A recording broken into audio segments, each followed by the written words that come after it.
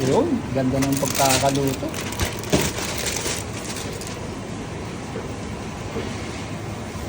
Gawa naman tayo ng leche plan.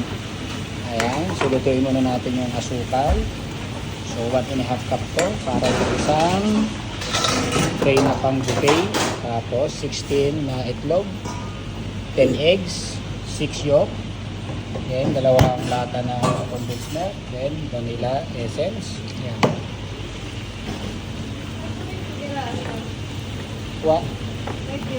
Pagka kumpleto na, nalusaw na, pwede na natin patayin. Egg yolk 6 flat.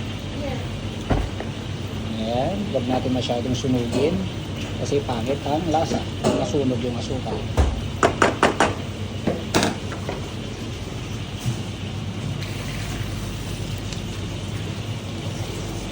So ayan, spread out nyo lang yung sugar syrup hanggang sa tumigas.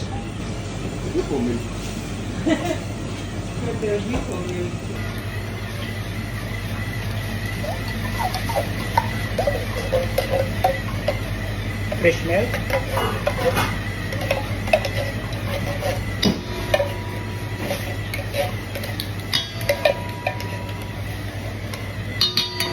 Then 2 cups ng fresh milk. So gamitin nyo na itong lata na panukat.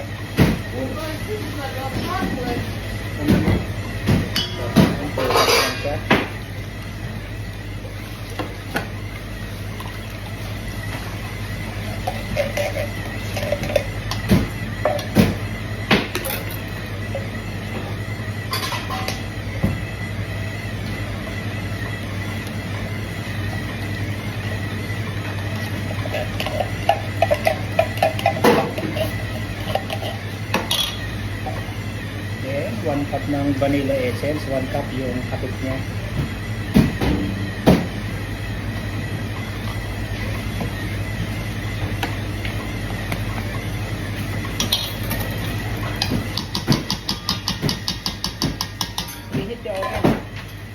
Then wire whisk.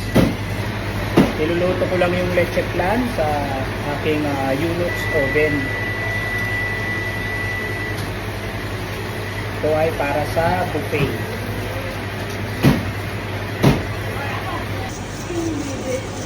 So ayan, mahalo na ng mabuti. Okay lang yan kahit na may bula kasi ibabaliktad naman yan kapag naluto na yung ating leche plan.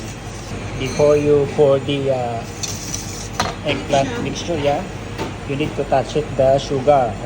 Completely hot. Kailangan matigas yan.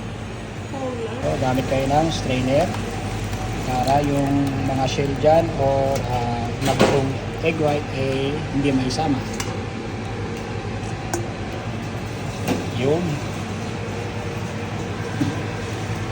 So again, kahit na hindi nyo matanggalin yung mga bula-bula na yan, okay lang yan.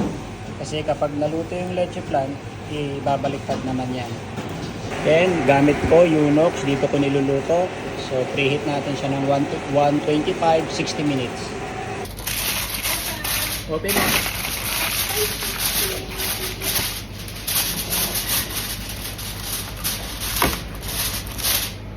Okay. So,